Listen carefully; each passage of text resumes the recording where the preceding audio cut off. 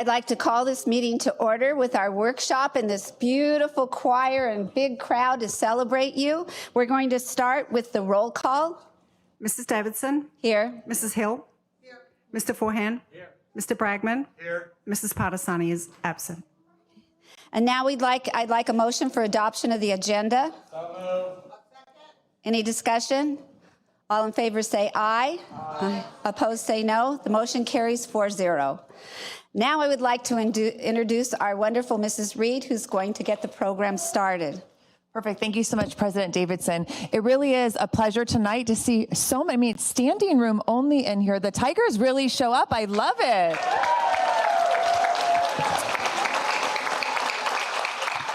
It's always a great way to start our meetings, to have so many of our students here to celebrate Los Alamitos Elementary. And I'm going to turn it over to our distinguished guest this evening, Principal of Los Alamitos Elementary, Mrs. Jenny Padilla.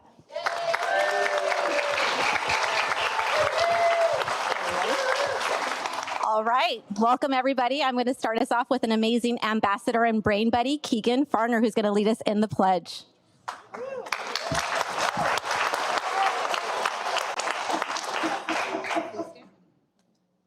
Everyone, please stand. Right hand over your heart. Ready, begin. I pledge allegiance to the flag of the United States of America and to the republic for which it stands, one nation, under God, indivisible, with liberty and justice for all. Now we will have Mrs. Lopez and the LAE Choir sing the Grand Old Flag.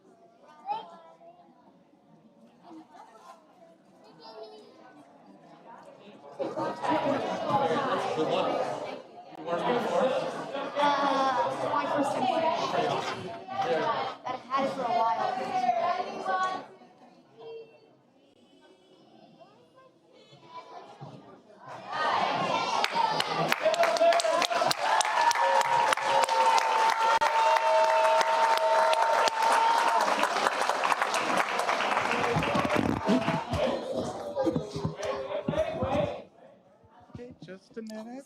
Mrs. Lopez, would you come here, please? On behalf of the Board of Education, we know that none of this happens without people like you. So from the board, we've upped our game. We're giving the gold You Make a Difference this year. So, thank you.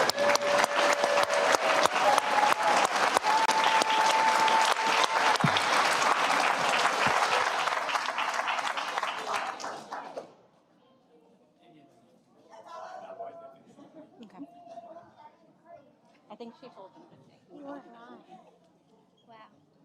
Wow. I'm nervous.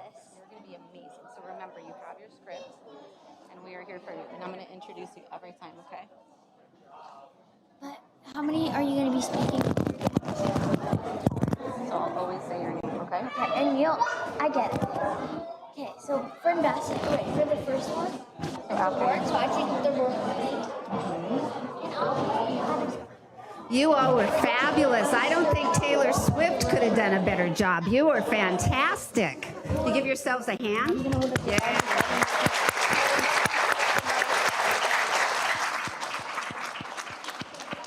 Mrs. Padilla? Hi, everyone. Good afternoon, Board President Marlis Davidson, distinguished board, Dr. Pulver, and Executive Cabinet. I am so honored to present our LAE board report. I am joined by two amazing fifth grade ambassadors, Lily and Abigail, who will help me present tonight.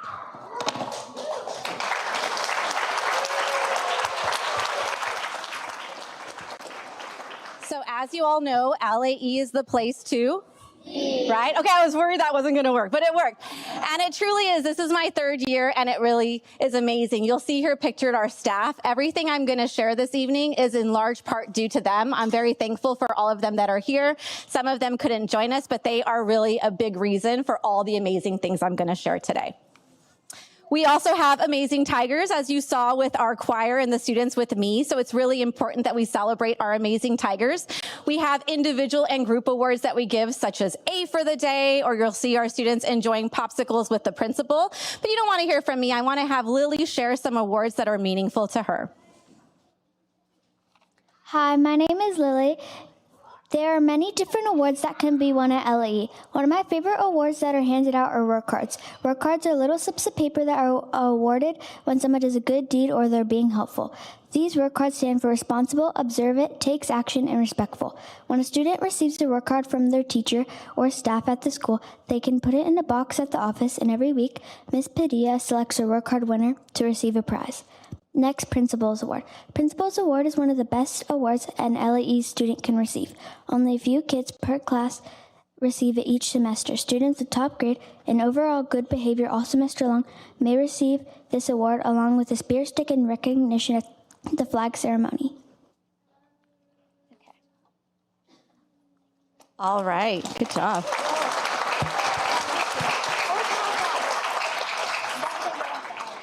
So our theme this year is Collaborate to Elevate, and our goal is aligned with the district essential question: how do we know where our students are? So our goal is to work together and see where our students are at and plan responsive next steps using informal assessment. So you'll see pictured here what you would see if you walked into an LAE classroom any day. You'll see hundreds charts, you'll see manipulatives, you'll see all those things so the teacher can see live in the moment where their students are at and make any adjustments that they need. You'll also see we have ways for students to reflect where they're at. When they turn something in, they can show where they feel that they are so teachers can check in if they need to with them. Also, we have multimodal communicators, so you'll see it doesn't matter how our students communicate. You can show your knowledge of phonics with an AAC device, bottom left. And it's also important that we have active and engaging classrooms, and our staff really knows how to bring teaching to life. You'll see here pictured our kindergarten alphabet parade. They worked so hard learning their letters and sounds, and they got to show it. They were so excited. Our fourth grade teachers put on a really great California History Day, so it could be an interactive experience. They learned how to wash clothes with a washboard. That was so amazing. And we have just a robust program with, you could see our music program, our art program, and makerspace. So I'm going to have Abigail talk a little bit about our makerspace program.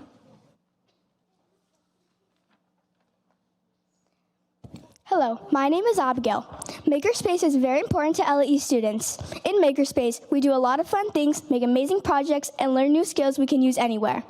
One skill I have learned is sewing, and we were taught to do different stitches and make mini pillows. After learning to sew in Makerspace, it has inspired me to take a sewing class. Today, sewing is my favorite thing to do for fun, and I continue to make new projects. I'm grateful for Makerspace because it allows us to be creative and show our talents. Here's one of my pillows that inspired me to sew more.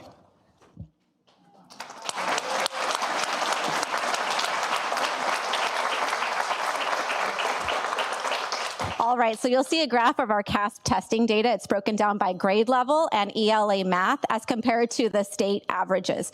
So you'll see our percentage of meeting and exceeding is far above the state average, but at LAE, we're always looking for ways to support our students that are not there yet.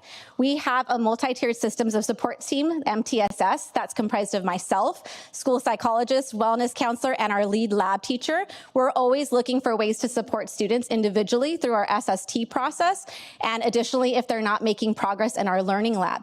We also look for systemic ways to respond. Currently, we have an intervention for our 4th grade students. That's an area, a grade level that we're targeting.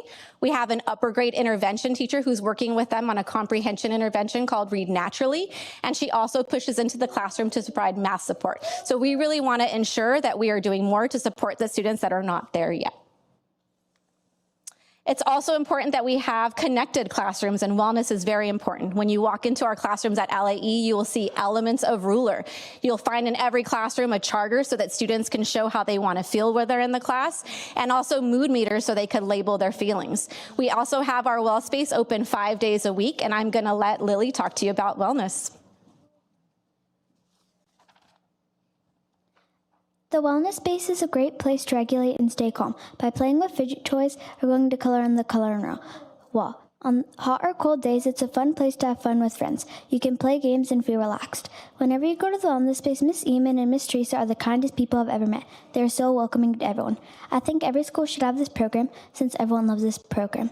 Whenever you go in, it makes you feel so positive about yourself. And here's a fidget toy that I brought from the wellness space.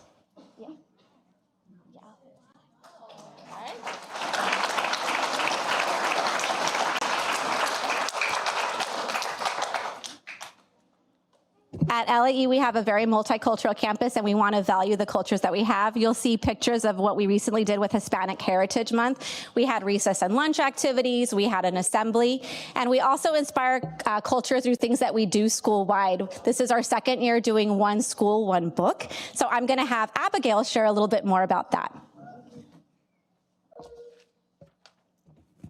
One School and Book is one of my favorite things at LAE. Last year, we read The World According to Humphrey, and it was a very fun book to read. One School and Book brings our school together by creating a topic that all students have in common and can talk about with each other. After reading the book, I wanted to pet hamsters so bad. I made a PowerPoint of how I would take care of the hamster and show it to my parents. Shortly after, I was in the car going to PetSmart where I found my perfect Humphrey. He is so sweet and he can run really fast around the house. He eats and sleeps a lot, but he's very fun to play with. This year, we read Life According to Og the Frog, which was a very fun story, but I will not be getting a pet frog.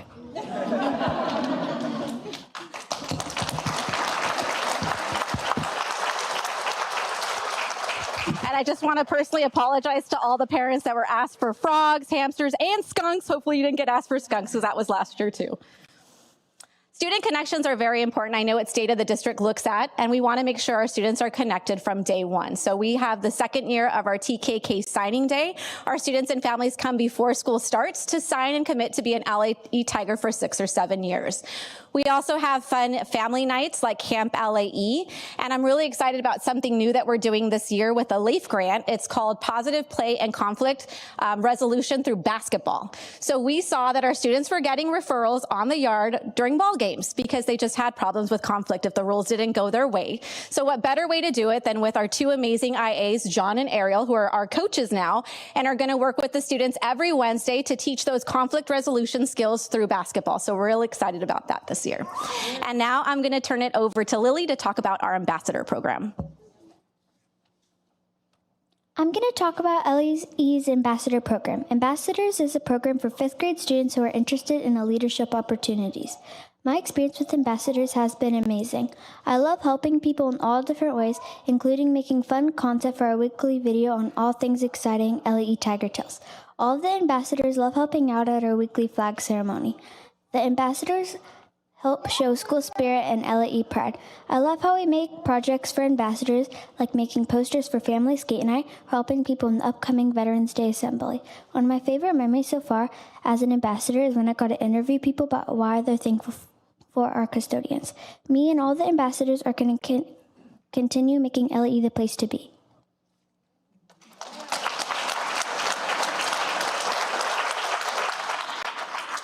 Hopefully you guys have all seen our major upgrade. We now have a digital marquee. Thank you to our Friends of group. You'll see on the left our old one, and it's not bad, but you can see our digital marquee allows you to scroll through so many more announcements. And I think the best news, I see Mr. Chu. Mr. Chu doesn't have to go on a ladder anymore, which is like very safe.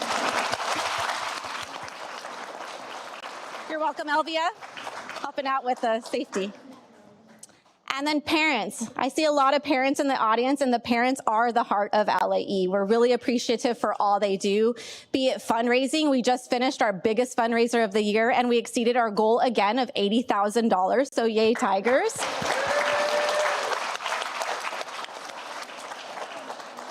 Where I have to brag about our families is they do it all themselves. We don't contract with any companies. Everything you see is the blood, sweat, and tears and hours of our families. They do all the promotion, all the prizes. They set up the course. They even do the fun Double Dare obstacle course. I've been slimed 3 years in a row now, which never gets old. And I know our top 6 students really get excited, and our students love to watch that.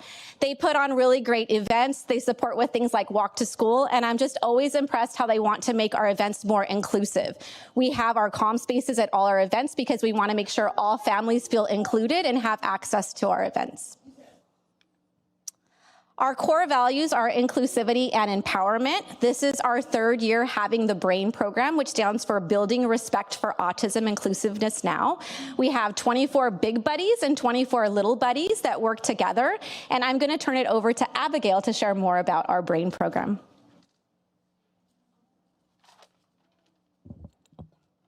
I'll be talking about the Brain Buddies program and the impact it has made on me.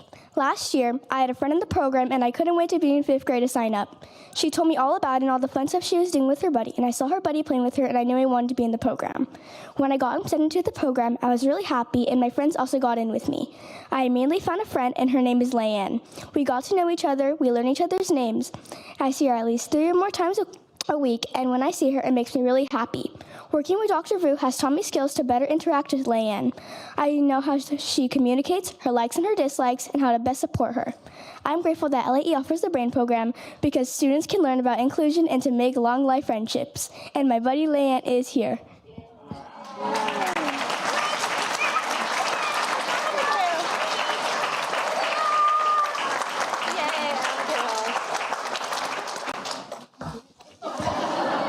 That's how she loves us. Yay.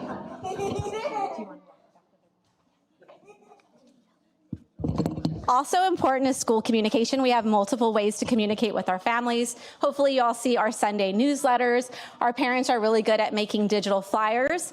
Instagram, if you haven't joined, shameless plug, we're trying to hit the 1,000 followers. Follow LAE Tigers. You can pull out your phones now. Maybe we'll hit it tonight. We have our video that we show every week, Tiger Tales. Our students see it on Monday. It highlights all the amazing events that are happening at our school, and we share it out with families that Sunday in the newsletter. We had to change it up a little bit and have hamster tails and frog tails in line with our One School, One Book, so that was really fun.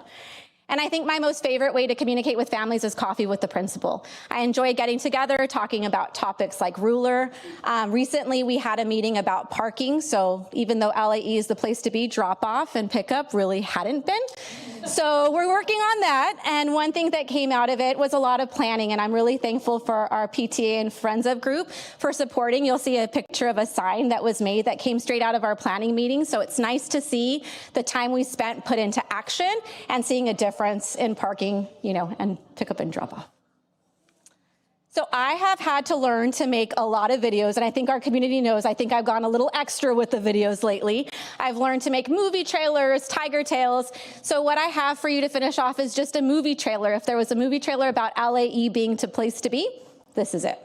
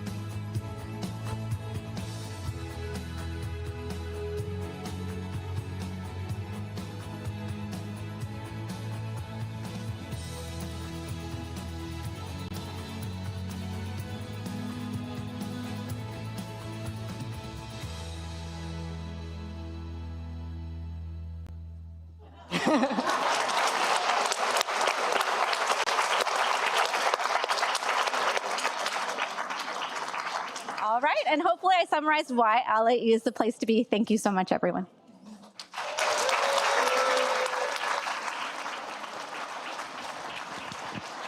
On behalf of the Board of Education, where's Keegan? He didn't leave with that bow tie. Oh, there he is right there. Best bow tie we've ever seen at a board meeting, okay? You get our infamous "You Are Awesome" for leading us in the flag salute. Great job. All right, girls, come on. You were awesome. On behalf of the board, you get the "You Are Awesome" one as well. This one's a little tangled, but Papa will get it fixed up. There you go. Thank you very much for a wonderful job. Good job, Lily. Good job. Good job. Thank you. That was absolutely spectacular. Lily, Abigail, Keegan, you did a wonderful job, and the choir was fantastic. LAE is the place to be. Every time we walk on your campus, we see such great instruction and learning, and then there's so much going on, but it's all done with love. And I love the collaborate to elevate, because when you go through LAE, you see tremendous amount of teachers teaming, faculty teaming to build a stronger academic core, but to also make sure that every single child is protected, loved, and cared about. So we couldn't be more proud than to have LAE in the district, and you did a wonderful job, Mrs. Padilla. Mr. Bradman. Thank you, Ms. Padilla. It is really fun. I have to do this just because I think this is the largest elementary school group I can remember in my almost year being here, but I have to do it once. LAE is the place to be. I feel like the energy needed to be higher. I still don't know if I got there, but we'll try again maybe before we're done. I so appreciate the way you shared. The school is such a fun, welcoming, safe place. And I know when you walk on the campus, I even drop my daughter off from McAuliffe every day, and you get to see the activity even as you're driving by, right? And so that new board welcomes us. You see kids on campus welcoming people. It just feels like a place you truly do want to be. And I appreciate how you built that culture on campus, and that's with all of you parents and all of you students and the volunteers and the staff. So I appreciate that. I also just want to point out again, I know I remember visiting last year, and the One School, One Book was it was like go time on that. And I love hearing that you're continuing that initiative and hearing how students are going to share in that experience in the book. Hopefully there's not too many frogs being in demand for the parents. I would not want a frog in my house. But I love that you're doing that, and I hope to continue to see that grow. Actually, really, this is where we talk about modeling things across our district. That is something that to see more and more across our district and to be replicated it's a wonderful way to unify a campus. So thank you for all you're doing. Thank you, parents, really, everyone that's here. This is crazy to see this room at overflow. We apologize there's not enough seats. At the same time, I'm actually kind of excited there aren't, because that shows the level of support you all provide to your children, to your students in your community. So thank you.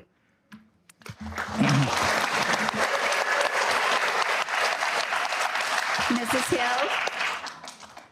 Mrs. Padilla, amazing job, and I really appreciate your leadership at LAE, and the way you do it with so much joy, but also focused. You know what we want from our students. You know what our students are capable of, and you find great ways to be able to help them to get there. And I do have to just do two really quick shout outs. One, there's a young man down here in the choir, and I noticed that when we said the Pledge of Allegiance, he immediately took off his hat. And I just really appreciate that. Nice job, young man. And then also, I loved all your visuals. Oh my goodness. What a great way to engage us in a presentation. So good job. Thank you very much.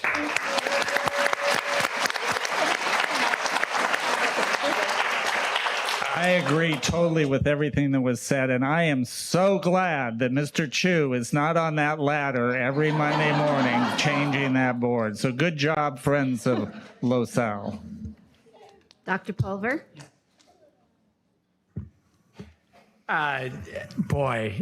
What a spectacular presentation. It's always an honor to be able to see our schools be highlighted and to celebrate.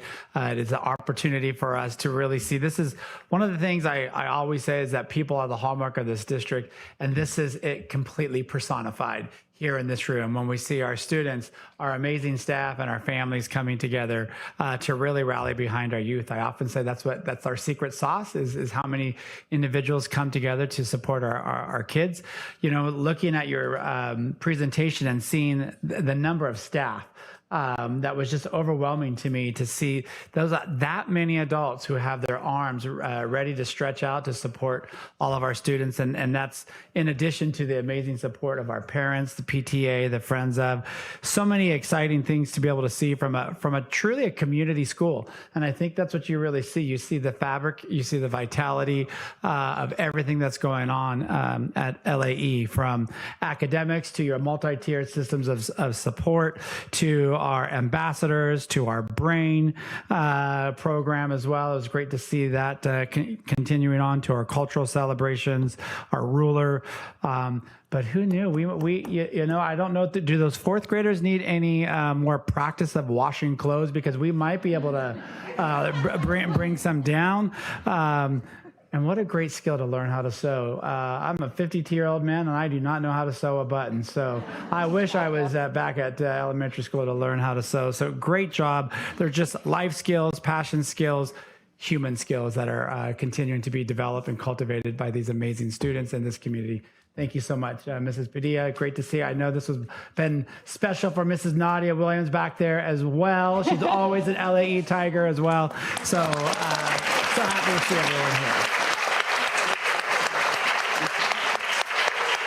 I do also have to say that I really appreciate that this is probably the only time that Dr. Pulver will wear a blue and gold tie.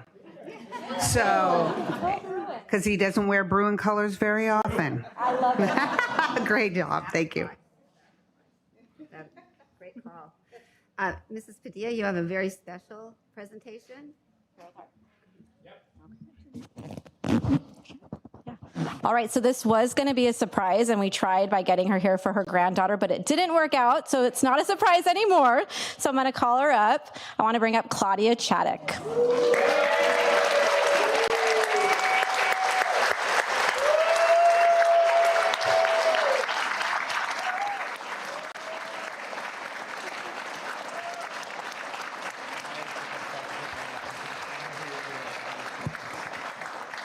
She's very humble, so I know this is going to be very hard for her, but I think it's very important that I speak her praises. So I just want you to know that she goes above and beyond for our school and community, even when managing so much in her own life. She says that working at LAE brings her joy, and you can see her dedication firsthand. Her arm's in a sling. Yet this morning, she was there for our book shelving training, right? She's not going to shelve books till she's better, but she wanted to make sure that she was there. And as soon as she's fully recovered, she plans to help us every week. She's also a regular helper in our makerspace, supporting students and teachers with her time, energy, and expertise. And I feel that her generosity extends beyond herself. Her daughter and grandchildren are kind, caring leaders and a true reflection of the values she models every day. I feel like Claudia is the matriarch of an amazing family, and her commitment to our school and students is unmatched. Claudia, tonight we honor you. Thank you for all you do to make LAE brighter, kinder, and more joyful for every single student and staff member. You truly are our hero of the heart.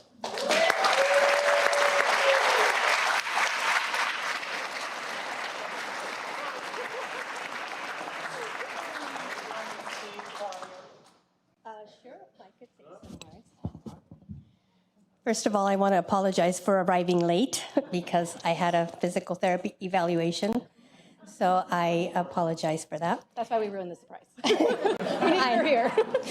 I did not know, and yes, my daughter came and confessed this morning and said she lied to me, and I said, what? So, but no, it has been an honor, truly, to be a part of your family's children. They are all amazing, hardworking. They always bring a smile to my life at this present time. So I truly enjoy them. They're amazing, all of them. So I thank you very much to the board and to Ms. Padilla for this great honor. I truly did not expect it, and I know there are so many other parents that do the same. So thank you very much.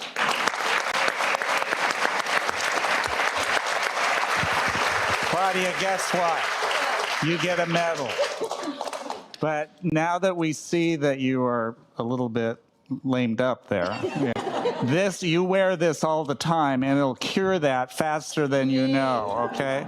But yours is from the Board of Education. It says you make a difference, and indeed you make a difference. Thank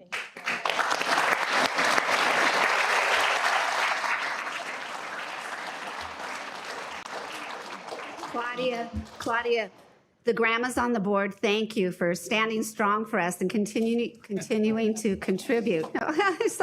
Continuing to contribute to the schools, because grandmas and grandpas can give so much and such a great resource and of wisdom and love and passion. We thank you, and you are so deserving, and we are so honored to have you part of our family. So.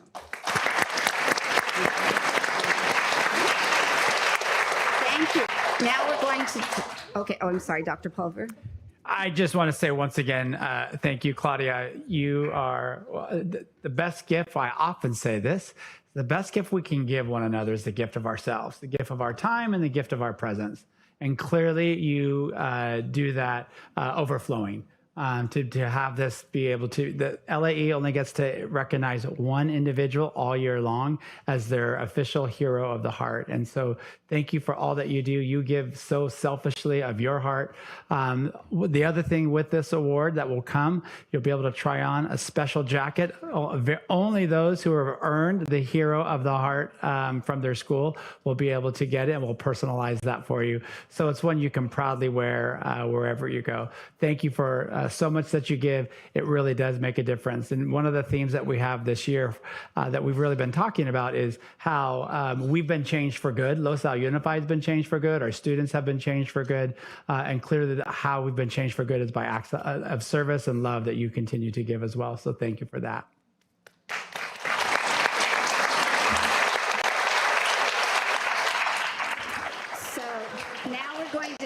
Brief recess to take pictures. So Claudia, we want to get pictures of you and your family, the staff, LAE staff.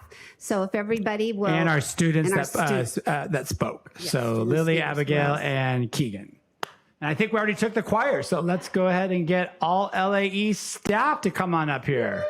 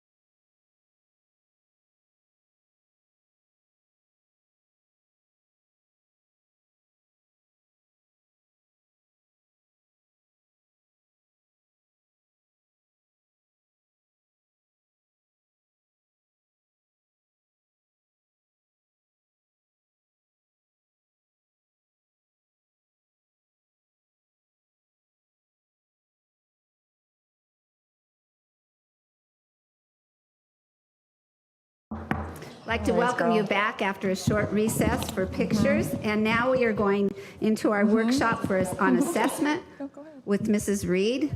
We're looking forward to this. Thank you. Thank you so much, President Davidson. I've been looking forward to this too. So we're in the same place.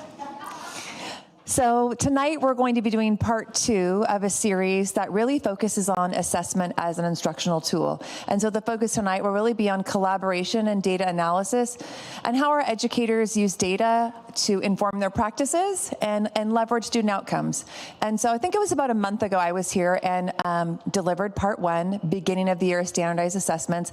And at that point, we really had 4 objectives for this 2-part series. So last time we covered understanding the purpose of our assessments, as well as learning about our key beginning of the year assessments. And so tonight we'll be shifting our focus to look at how data informs instruction, as well as how we connect data and its outcomes to improve student outcomes.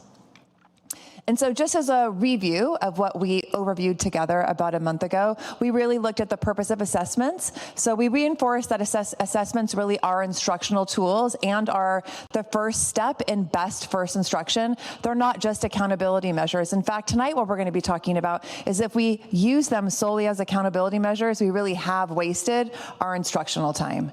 And so the focus of assessment really is what we do with the information that we procure through the time that we give up in our classroom. We also explained how our standardized and local assessments complement each other. So this year, as a reminder, we're in our first year of new literacy assessments that fall under Senate Bill 114, known as the California Dyslexia Mandate. And so we talked about Amira, Easy CBM, Quick Phonics Survey, as well as our MAP data about a month ago. In addition, we talked about what was next, really highlighting our district collaboration, the launch of our district-wide grade level collaboration days that now have taken place.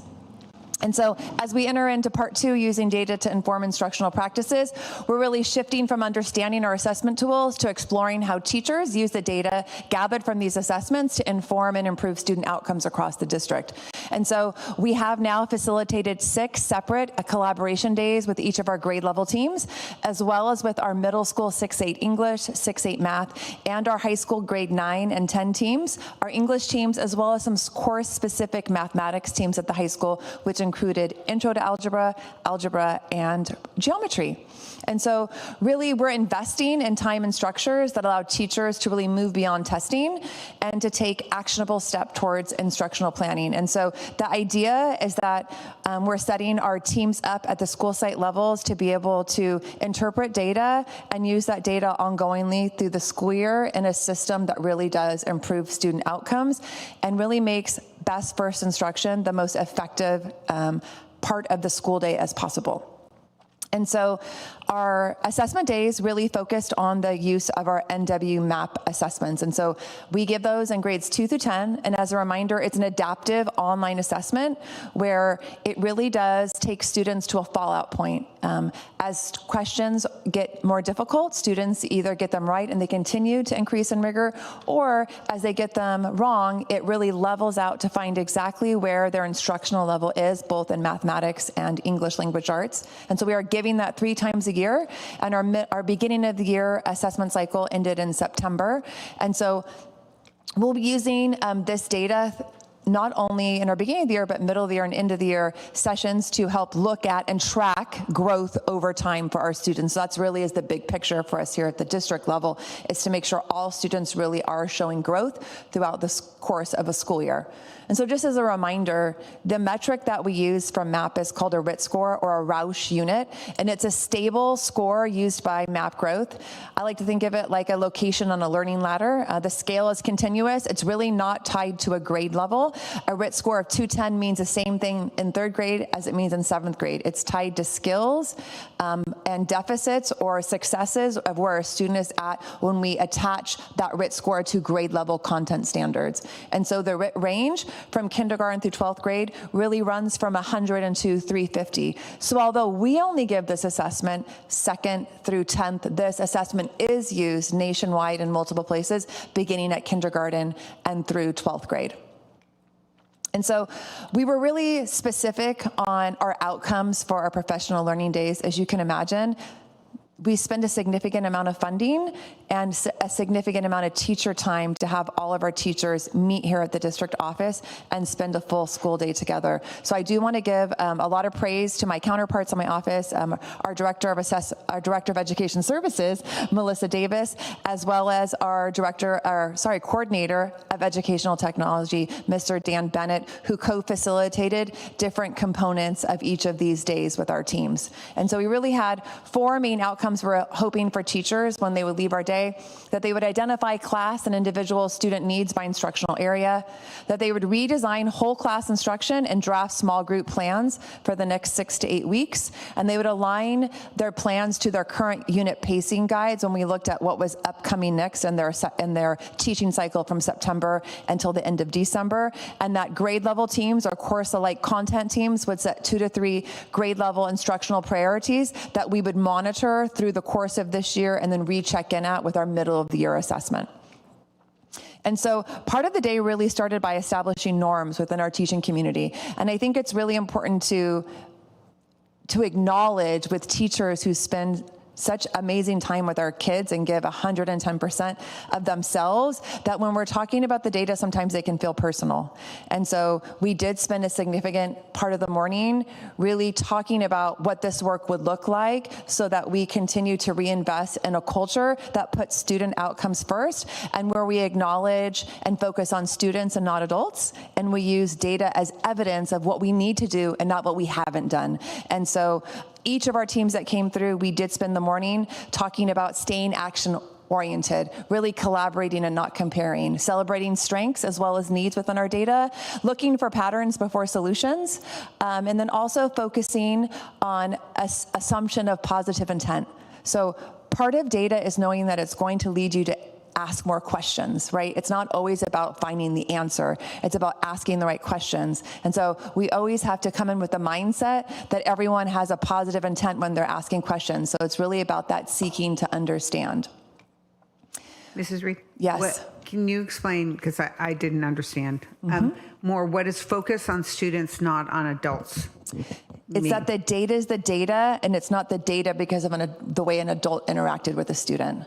So it's not a direct measure of your teaching ability, right? We're focusing on students. This is where students are at currently as learners, and our goal today is to come together and ask questions of things that we can change and opportunities we can create to move students forward. It's not looking at data and saying teacher A isn't as good as teacher B because their data is lower or not as robust. Great. Not personalizing Not personalizing it. Thank you very much. Absolutely. And I think that's easy for the education services team to do because we don't have intimate relationships, one-on-one relationships with these students. For us, we're looking at 3,000 data points. It's very easy to get caught up in the numbers and making assumptions about things that need to happen, where when a teacher comes into the room, you know, they know those 34 students individually, they have hopes for them, they know how hard they work. And so I think it's about resetting the conversation so that we're all really assuming positive intent as we do this work together. And so when we look at MAP, it was really important to review and overview some of the reports that the system can give you that are really kind of the pieces to leverage as a teacher. So when I first started teaching, it was the infancy of educational technology, and so we did a lot of data by hand. And so the analysis was limited. Now, the analysis is very robust, and so it's actually more overwhelming to determine which analysis, which report, which synthesis of information is actually going to leverage the highest student outcomes. And so we really focused on looking in 4 areas or 4 reports with inside MAP during our set of collaboration days. We started with the class profile, which really overviews a teacher's classroom. It groups students by their RIT score, and it uses instructional areas to provide specific groupings. You're actually able to drill down to a standards level where it will group students by that standard that are ready to be introduced or developed in that area, really making the information come to life in terms of an elementary teacher seeing where their small group instruction could lie. Similarly, for middle school or high school, making it relevant period by period of where a focus may have to change based on student information. We also looked at achievement status and a summary quadrant where it looks at learners in really 4 areas: low achieving, low growth, low achieving, high growth, high achieving low growth, and high achieving high growth. What's really interesting about our district is we tend to lay very heavy in the quadrant of high achieving low growth. And so there's a lot of questions to ask. Why? When we see high achievers that maybe aren't growing at the rate of other students in that same quadrant. And so it really looks at your class performance as an overview, as well as groups students by achievement and growth, and then it informs student supports. It's a really great tool for a teacher who's going to be setting up a pair share or setting up partner work, where you really want to make sure you're flipping between like-minded peers having an opportunity to engage, as well as peers with contradictory learning styles or abilities have an opportunity to interact and have time in the instructional space together. So it gives a lot of good information about student abilities, as well as how they're growing as a student at that time. Yes, Mrs. Davidson. So going back to this grouping, because I'm back where you were at, where we were doing it all ourselves. So the program itself takes the data, and if I'm walking in as the teacher, this program has already grouped my kids by where they are on the ladder so that I can have them working together on specific skills. Is that what you're saying? I flipped to just a couple slides forward to kind of illustrate. So this is a classroom data review that a teacher would get. So when they open up in the program, they have this for both reading and mathematics. And if you look over to the right, Mrs. Davidson, you're going to see this, what almost appears to be like a bell-shaped curve. So kudos to the principal and team who put this classroom together. But those are students grouped, and I can't, my vision is now not great. I can't tell if this is reading or math report I put up there. However, those students right there, it's math, are grouped by their RIT band. So each of those segments, those stacks of kids, Mrs. Davison, tell you those students are ready to learn at the same level. And if I toggle between standards or between reading and ELA, it'll regroup the students for me. So I automatically have a look at where kids are at. I could easily see as a classroom teacher here, I could have 4 separate learning groups when it comes to mathematics and differentiate specifically. I can go into that RIT band in my learning continuum and then sort by standard to see exactly what students are ready to be introduced to, develop, and reinforced. So it gives us a lot of that information. Probably you and I were trying to solve by multiple choice tests and doing hash marks and using index cards to put across my table to try to determine the best way to group my students and provide lesson planning. Andrea? Yes. I'm with Marlis long ago. Is there any conversation going on now, if you looked at this chart and a colleague looked at theirs, that they might regroup during that instructional period and pull the 2 groups together in one class and 2 groups in another? Absolutely, and we'll talk a little bit about the collaboration day in a couple slides and some of the conversations that came about. So this actually makes that type of work much simpler. And it also makes it less biased. And so when we talk about the value of a classroom teacher, the value is their connection. We talk about it all the time. But sometimes that connection can also sometimes get in the way of seeing a need of a student, right? Because students that work really hard, even though they're struggling, sometimes we err on the side of maybe not wanting to give them exactly what they need, when this can make it very direct. You're still going to use your conscience as a teacher to make best choices for kiddos, but being able to see black and white exactly where kids are using data. So I'm going to take myself back. So we also looked at a student profile. So much like that classroom profile I just highlighted, there is a 2 to 3 page student profile that really narrows down the overview of a student's performance and instructional areas of strengths and needs. It also provides proficiency projections and raw data like a Lexile level for reading. It also provides a CAS projection, which we'll talk about in a couple of slides. And as a student takes the MAP assessment more times, that data becomes more robust, because if you recall, the MAP assessment gives us an achievement level as well as a projected growth percentile. And so looking at the rate by which a student's growth is matriculating is also part of that data that you can see.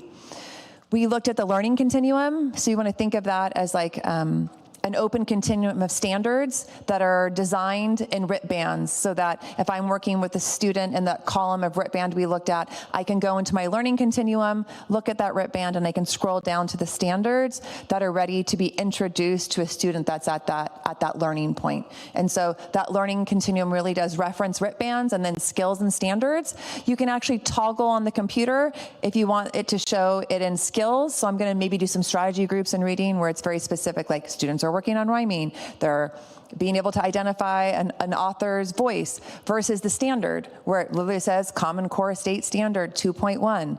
And so it's great information for a teacher to use both ways, both to make sure they're teaching the standards, but also to quickly look at what's the skill that I'm going to be teaching here. And so the learning continuum really is a great tool to use when planning small groups and targeted lessons. And that's where, Mr. Forehand, I think it becomes more powerful for teachers on a grade level team to be able to see students across the grade level in those RIT bands, to look to see if they wanted to use an MTSS model perhaps for a portion of their day to level students and really be able to target instruction more specifically across 3 classrooms than just across 1.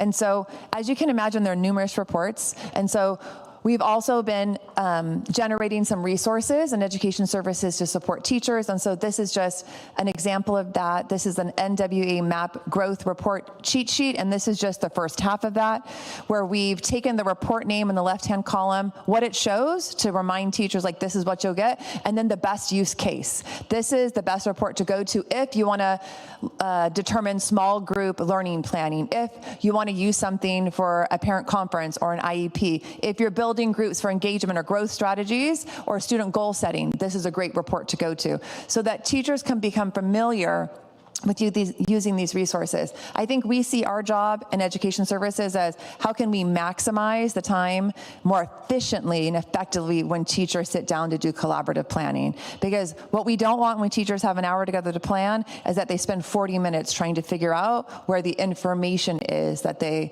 want to use for their planning time. So we're doing everything we can to support that effectiveness of the time that teachers have together. And so, as I shared earlier, this is just an opening view of what a teacher would see when they open up their MAP portal. That 82% is showing the teacher that 82% of their students have been tested at this point.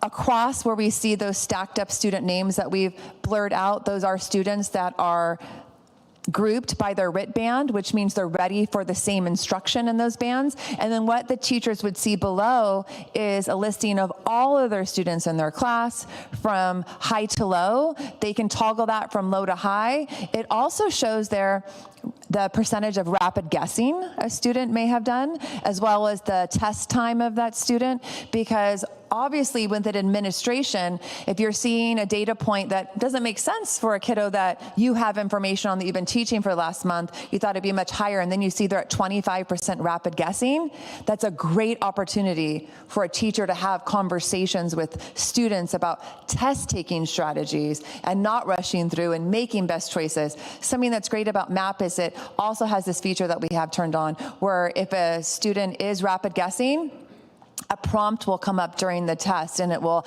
have the teacher come over to clear it, so the teacher can, in that moment, have a conversation about rapid guessing, as well as a slug that can come up if a student's just perpetuating on a problem. Gives us that opportunity to talk about, if you don't know the answer, what are the strategies in your toolbox? Can you eliminate one? Does one not make sense at all? Can you get it down to 2 and then make an educated guess? Because those are lifelong test-taking strategies that we're able to provide support for when this is live in action in the classroom. And so the teacher's dashboard at their desk will show what's happening during the testing administration as well. Can I just ask you, you said rapid response or rapid guessing, what was the other one? A slug comes up on the screen. Oh, okay. To let the student know that they're taking much longer than needed for a particular question. Okay, that's great. Because sometimes you can have a little one that just kind of sits there then is not quite sure. So this helps us keep that test moving, and it's okay. Part of the mantra of this, right, is that when it's adaptive, it's okay. We're just looking to see what you know. So if you've really read it over twice and you don't think you have a great guess, you're going to pick one and move on. Part of this is also getting through the test. And so our day of collaboration and data analysis, we really did run a step-by-step process. So we brought all of our teams through the same process so that we really are providing a schema and a foundational support system. So if a teacher leaves from 5th grade to 3rd grade next year, we're using that same process by which a team would come together. It's really about a class level review, so really identifying strong and weak domains. We went through an activity called My Class Story, where we gave teachers time to look at their class level reports and then ask them like a story to pick out 3 things, a beginning, middle, and end of just notices from their data that they could share out loud. And we provided some sentence stems to get them started. The idea is we remember things that are in a story format. So as we're talking as a team, if I can share with you in a story 3 things about my data, it helps us all understand, right, where our kids are at and helps us support each other with resources and tools. So they were using their data, Yes. not just Their that's own classroom amazing. data. So when they came to the training, we had a personalized binder for every teacher. And inside the binder, we had printed for them every single student profile report, all of their classroom level reports, as well as a copy of every family report that they could use during their upcoming parent-teacher conferences. So that was all ready for them and color-coded in a binder. So they were using their own data throughout the day and really able to be strategic about things happening in their classroom, sitting with their grade level teams. That is phenomenal. Yeah. That is phenomenal. Yeah. So a big Thank shout you. out to Jenny Wampler. That is Melissa's assistant. I'm going to call her like the binder queen, because she really led the charge on making sure we had accurate information for all those teachers 2nd through 10th grade who came. That's crazy. Yeah, crazy. But I think it says a lot, and it says what we care about, and we prioritize in having tools and resources that look good, that are ready and available for teachers, that it's professional, and then this is the expectation of being, a professional educators, that we're going to spend time looking at data, and we're going to have it ready for you because we do value your time. So I think it's a really integral part, even though it seems... No, and that it's not theoretical. I mean, I thought you were teaching this theoretically, but to actually be working in those workshops with their own data, that's just phenomenal. We were really nervous, to be honest, as we started this, because the window closed on a Friday for students to complete the assessment, and we had our first data day on Thursday. So to be able to turn over the resources and be prepared, I know I went to Dr. Pulver a couple times, really not quite sure if we were going down the right path, but I feel very great about the work that happened. Yeah, we got to action. I think that was really, we've been talking a lot this school year about motion and action, and so just making that decision to move forward. So after we looked at class level review of information, we moved to small group planning. So really using that learning continuum to group students by skill and readiness with those grade level teams. And that led to grade level collaboration, really identifying those common patterns across classrooms and prioritizing those key focus areas. And so there were commonalities, like for 5th grade example, across all school sites, and then there might be a school site that wasn't the commonality. And so whether it was informational text comprehension or numbers and operations, teams identified 2 or 3 instructional areas that they were going to be specific about targeting and then re-looking at when we came back middle of the year. And so it really was about that instruction integration, connecting the identified skills to upcoming unit pacing. So if we're going to, for example, be focusing on literary text analysis, and we're starting a novel next week, what can we purposely now change about the way we're teaching this novel to focus in on main idea and details? And so one 5th grade team shared that they were going to implement stop and jot. They hadn't used that in a couple of years, but stop and jots were going to be specifically focused on main idea and details. And so they're going to use some exit tickets and then check in midway through the book with a formative assessment to see, is what we're doing changing? And then obviously the big test will be when we come back in December and do our middle of the year assessment. We have our January data days already on the calendar to go through this process again with our teams and really check back on those instructional focus areas that each of the teams chose. And so this is an example.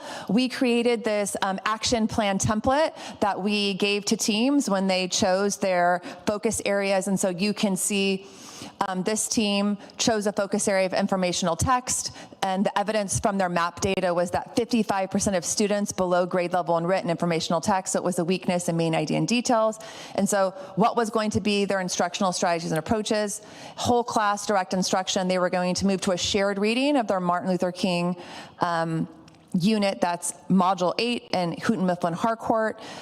They were going to do guided reading with informational text using their social studies readers on westward expansion, and they were going to be focusing on using their thinking map, their graphic organizer for main idea, really tree map and flow map, so that they're really focusing across content areas and informational text at the same time. Their planned support structures was going to be A, B, and AA, so some like-minded and not like-minded peer grouping support time, structures in the classroom for direct instruction, as well as flexible grouping 2 times a week with their guided reading groups, and then their monitoring plan, so their how and when. They were going to be creating some common formative checks, some exit slip quizzes, and some short answer journal responses directly related to main ideas and details and informational text.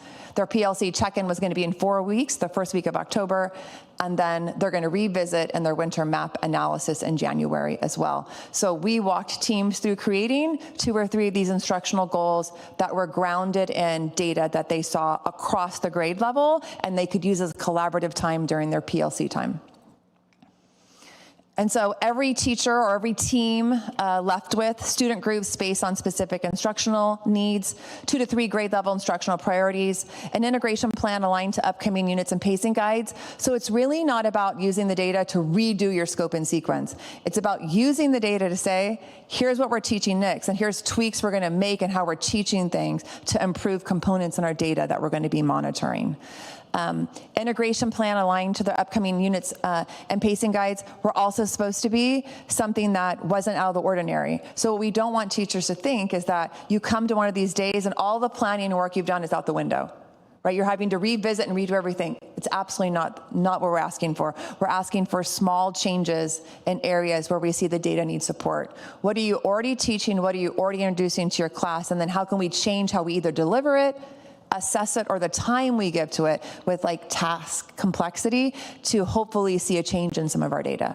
And so we really left the day with reflection commitments. And so, for example, one strategy I'll implement this month, so like commitments to the team, or one area we'll monitor as a grade level, is the way we closed out each of our collaboration days. And so I think it's really important to note that that's how the data is used at the school site. But MAP data is also really important at the principal level as well as at the district level. And so when we had our principals join, so our principals all came to at least one of the collaboration days for the full day. So they were able to really see how these reports were used, were able to support a grade level team.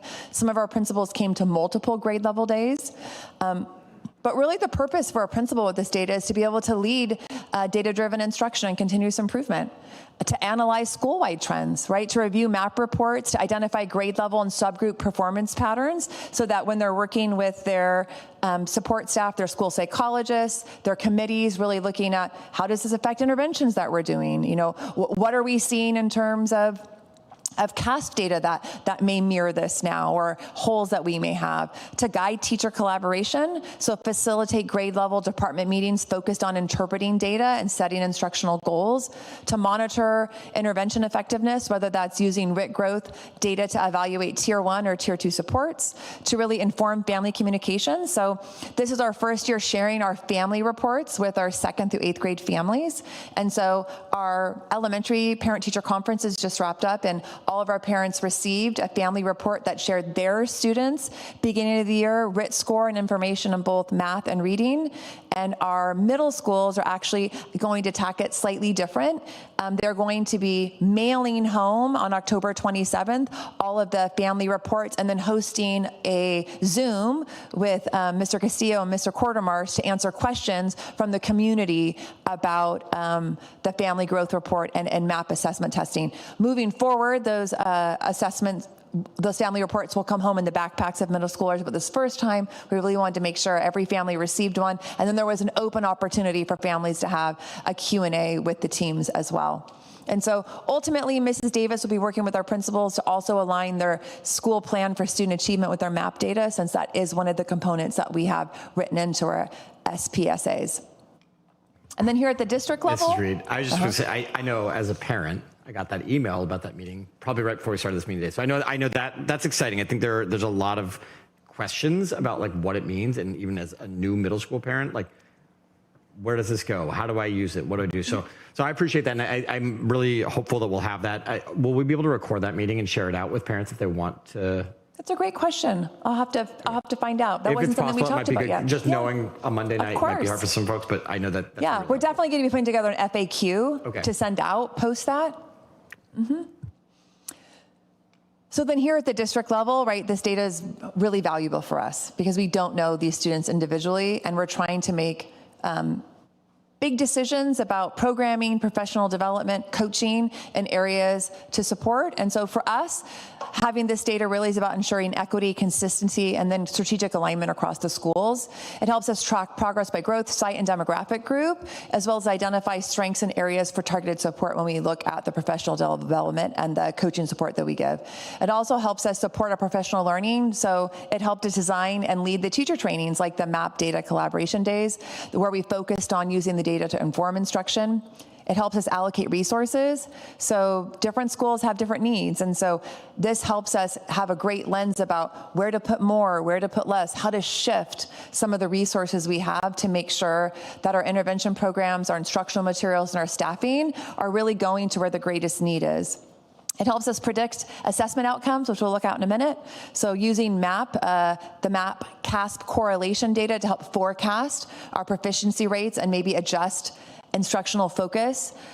I know that CASP isn't our end-all be-all metric for us. Our end-all be-all metric is that every student has a year of growth every year that they're in school, and that we're meeting their needs, and that they'll be productive griffins when they lead us and have every door open to them.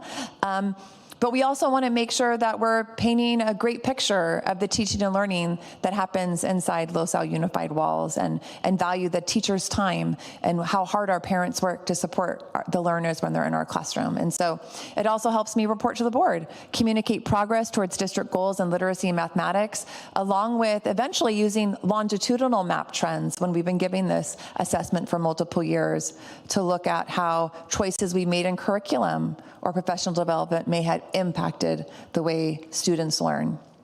And so this is a big table of a lot of information, but it really breaks down where our students are compared to national norms, as well as where the Los Al Unified norm is. And so MAP probably would not like that we're putting out a Los Al Unified norm, because the real crux of MAP, which I do wholeheartedly believe in, is that it's about growth for students. It's not about comparison of where students are at.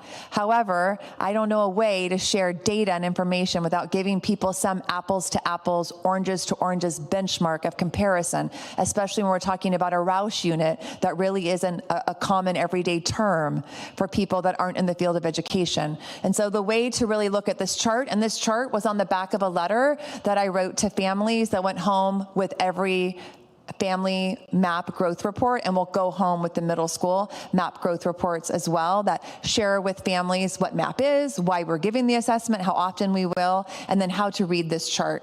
And so if you just look at second grade, for example, the reading writ band in Los Al ran from 145 to 226 for general education students. And so our lowest score was a 145, our highest score was a 226 in second grade. The reading mean in Los Al was 180. The reading median in Los Al was 180, and then the reading mean nationally is 170. So we're currently in second grade about 10 Roush units above the national norm. That's almost a full grade level of growth. So the new norming metric that came out from MAP shares that a typical, each grade level is different. Obviously, the lower grade levels have the most RIT growth because you see the most new learning. The older grade levels have a shorter band of RIT growth, but it's about 14 points in second grade, and it gets to only be about 4 points in 10th grade of growth in a year that's anticipated. And so we'll be sharing those norming growth points with our families middle of the year and end of the year as well, so they can have a metric as to whether the growth their student had would be on par with what is normal nationally as well than Los Al Unified. So you can see that we are performing above the national mean in all grade levels in both mathematics and reading. And so I think this is also great for some families. I get a lot of phone calls. I don't feel like my child's doing well, and their child's doing great. They're right where they should be as a third grader. But sometimes in the bubble of LaSalle Unified, being right at grade level can feel like I'm not doing that great. And so I think this story does share that feeling is probably validated. Our students are performing above a national mean. However, it also can validate the fact that your students doing great. They're performing above the standard on a national exam that's given to 13 million students in the United States in the fall. So that's a lot of data points. That's a lot of data points. So our kids are doing really well, and our teachers are doing a great job. I don't know if I can articulate this question well, but if my child, say, had 180 in the very first test and then came back at the mid-year test and still had 180, it would mean that he or she still grew in learning, just stayed at that one rung, right? Just stayed at the 180 RIT band. Then we would look at what the percentile growth was. Okay. And to see if there was growth within your percentile band. But it would mean that their learning is at the same place. They haven't grown in the skills that this assessment assesses. Oh, so they would still be at the same point? They still be at the same point. Okay, thank you. I think it also really, especially for LaSalle, and one of the things that makes me so proud is that, you know, we are not one of the highest funded state. I mean, we are, what are we at, 44, 40, somewhere around low 40s. Nationally funded for public education. And we personally, LaSalle, are funded very low because of we don't have a large free and reduced lunch population. And so for us to be able to do the work we do and to be above what the national mean is, with the resources that we have, I'm just exceptionally grateful of Dr. Pulver and his team for being able to do that and consistently do that in LaSalle. So thank you. So as I shared earlier, one of the caveats that made this assessment also attractive to education services as we started to explore replacements for our benchmarks is its ability to predict CAS performance. And so one of the most powerful features of MAP is its ability to predict each student's likelihood of meeting or exceeding standards on the CASP assessment. And so teachers can view these projections directly on the MAP student profile report. And so it lets them know right now where each student falls in terms of projections. We as a district can see district-wide where our projections are at. And so the correlation between MAP growth RIT scores and SBAC scale scores range from 0.84 to 0.92, depending upon the subject area and grade. And so it's an 84 to 92% confidence rate as to the likelihood and probability that student will be meeting or exceeding standards. And so overall classification accuracy, the proportion of students correctly classified as proficient versus non-proficient on SBAC based on their MAP RIT range then is consistent at 84 to 91% across content areas, both in math and ELA. And so I want to give a little example to highlight that. So for a third grade student using their fall MAP RIT cutoff score of 191, the classification accuracy is 86%. So important note, reaching the RIT cut score does not guarantee proficiency on SBAC. It rather provides a strong probability of information. So we know that if a student is at 191 in the fall, it's 86% confidence that they're going to be meeting or exceeding their SBAC score. And so for the winter and the spring, those numbers change, obviously, because students are projected to grow right over the course of a school year. And so I think it's really important to note that this is a strong predictive relationship and that this is probabilistic, not deterministic. And so it's not a guarantee, right? This is just our best bet with a high correlation that we're headed in the right direction. I don't think there is a metric, another assessment, a test prep guide, something that we can purchase or facilitate that's 100%. And so we're about 86 to 91%, depending upon the grade level and content area, and depending upon the time of year that a student tests, that we'll be able to determine if we're on the right track for a student to be labeled proficient on the SBAC. And so our next steps are really supporting ongoing growth. And so we really feel that our impact over the collaboration days and through this process is really that we empowered teachers and we informed instruction. So teachers now have clarity and confidence using the data, that instructional plans are aligned, actionable, and measurable, that students benefit from targeted instruction tailored to their growth readiness. And I think that's really important, right? Every student's ready to develop in different areas. District-wide consistency ensures equity and opportunity and outcomes for all learners. I think that was a great thing that we brought back this year. It was a prior practice and part of the culture here in LaSalle Unified for many years prior to the pandemic, that grade level teams from across the district came and looked at data and had large discussions about teaching and learning. And so bringing back those opportunities, I think, not only builds camaraderie, which I think is really important as well, but also gives us a lens by which all to look at foundational information in the same way. And so next steps in the data cycle, we'll have our middle of the year assessment in the beginning of December. That will be our winter analysis and check-in. We'll do our continued grade level collaboration. So we'll be coming back together in January with our teams to relook at the outcomes from our middle of the year assessment.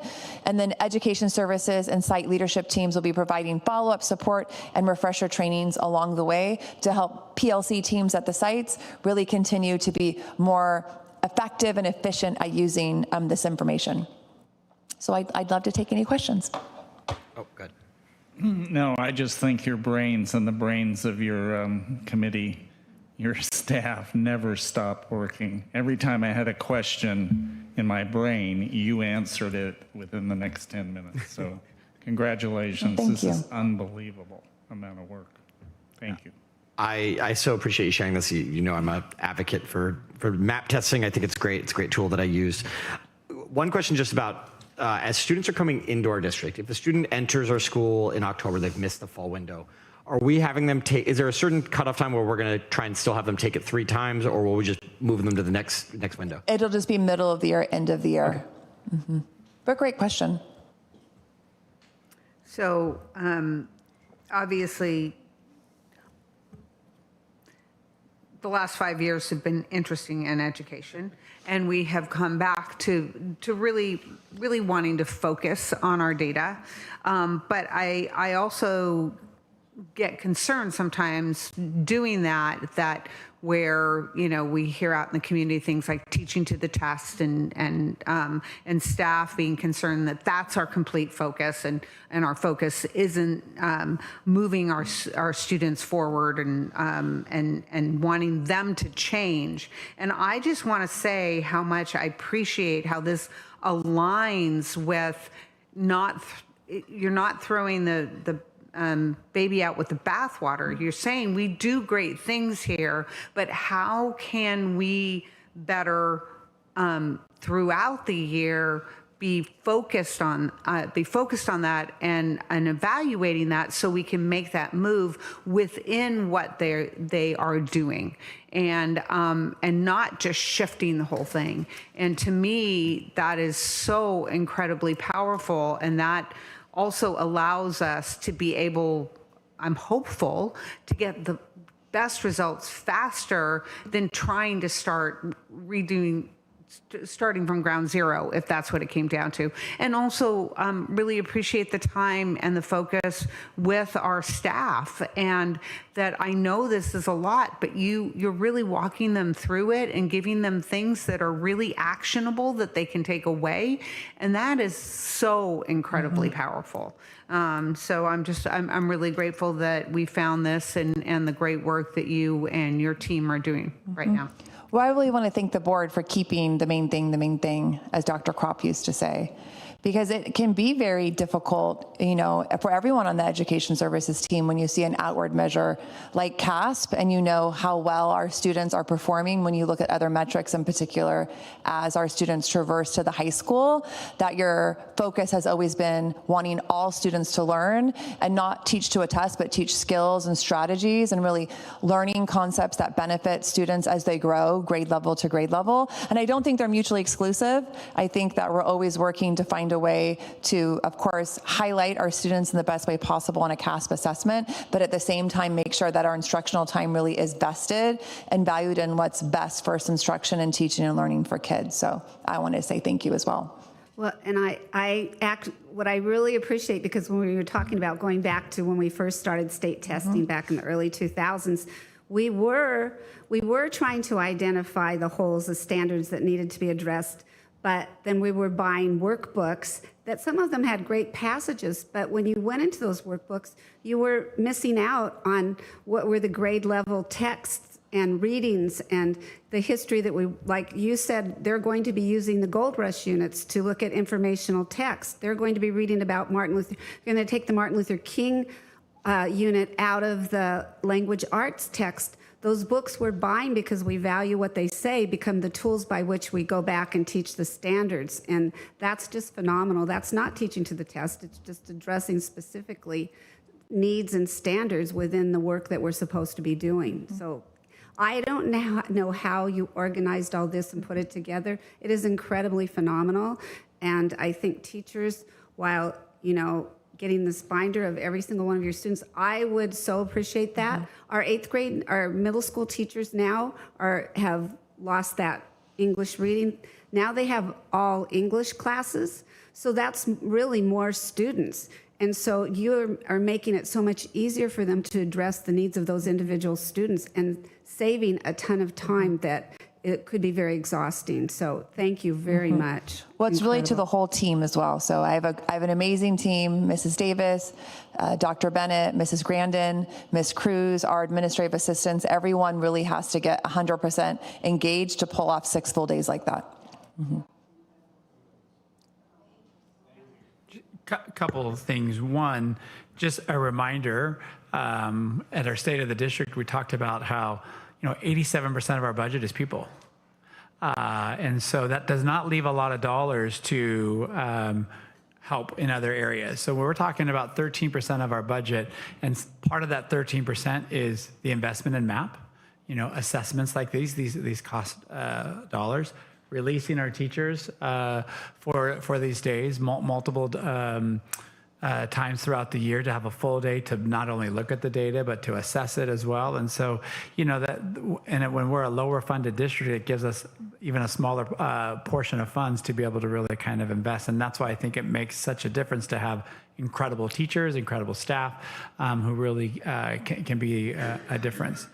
And then perspective, I think, is also really important. So, the state of California, in its infinite wisdom, we have CASP, and yet the CASP results just got released a week ago, wasn't it? And yet, so if I'm a teacher and I'm trying to understand data, one of the things that we keep superintendents and other districts throughout the county, we get frustrated how CASP data doesn't really give you much data to improve instruction. And so when Mrs. Reed launched the presentation today, she really talked about, how do we connect student outcomes, but really how do we see data to inform instruction? If a teacher has very limited time, which they do, Mrs. Reed, what would be the best sets of data for a teacher to really invest in trying to understand? Is it using CASP data, or is it using MAP or other data to really drive instruction? Because their CASP data is last year, and well, I'll let you answer that piece. Well, I think they all play a specific role, right? They all need to be triangulated, which is some of the work that we're going to be doing as we come together in January. So obviously your MAP data is your most pertinent information about the kids you have in front of you, and it's fresh information. You're getting it the week after you test. Similarly to the information that we get from Easy CVM, Amira, a quick phonics survey, it's real-time information that's actionable with kids in the classroom. As we look at that data across a grade level to a particular school site, it's going to show us over the course of a school year standards or area we might be low. That's where I think CASP information becomes important. Looking back to see, is that a trend that's happening year after year? This is what I'm seeing. Informational text being low this school year. We come back in the middle of the year, it's still low. I then look back to my CASP data as a grade level the year before. If informational text was low there, it really pinpoints for me that this just isn't a problem with the students I have in front of me, but really an instructional design issue as well, that we need to go back and systematically change things in our scope and sequence, change things in our task complexity potentially, or the materials that are in front of students. So I think they each play a role. The problem is the CAFS data, as Dr. Pulver shared, comes out. We're already in school almost 5 weeks.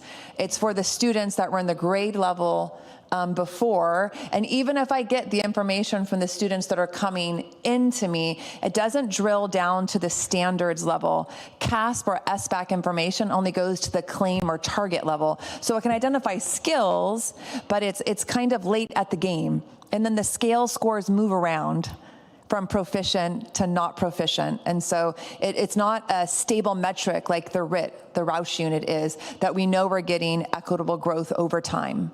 So it's a lot of information, but I think triangulating it to look at trends over time is where the CASP information really becomes important. And then how would you respond if maybe a parent or a staff member said we're spending so much time doing these assessments and it's taking away key instructional time in the classroom? Well, I think it's a great question. We had some board members that actually had that question because they were having conversations with either staff or parents. And so I think it's important to note that we've looked at the amount of time that our assessments are taking and that it's still a relative amount of time that we've always used to assess students at the beginning of a school year. I would actually argue that if you don't spend the time assessing students new to your classroom, you could be potentially wasting ongoing time, not teaching the correct standards, not reteaching, or not scaffolding the work in a way that students are ready to learn. And so I think, research shows that the first step to best first instruction is assessment. That second step is analyzing your data. And then the third step is planning the best first instruction. So I think we can miss out on a lot of opportunities, especially for students but each end of that bell curve, right, our high students and our low students, lack of engagement and frustration when you're not having a planned classroom that meets the needs of all the learners within your setting. I also would, just from my own experience as a teacher, when we used to do, and I worked in Los Angeles Unified, and we would do these quarterly or periodic assessments, and then we would have to do the data, and we would have to grade them, kind of like what we talked about. That also felt like more of a waste when it came to test taking because we were doing it, and then it was going to take me weeks before I'd have the data, before I could use it with the students.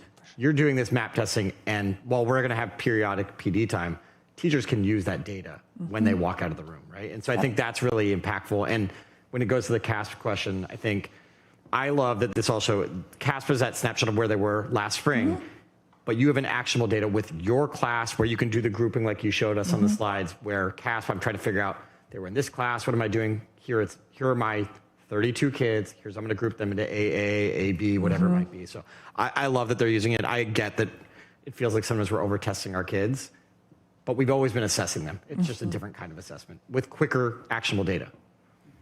And that's the thing that's great about, so when a teacher finishes assessing their students, the data is available right away. They don't have to wait for Ed Services to bring them into a training. We did start the trainings the week after, so I feel really good that we were in like a 10-day window of your assessment closing, that we met with you, whole group. And the point of having a structured process by process day for every grade level is that they can then start to learn to go through that process as soon as their data is ready, not waiting for Ed Services. It really is kind of a trainer of trainer models in a way, that we're equipping teachers with the skills to be able to access this on their own in their PLC time or individually when they have the space to look at their data and make those instructional changes.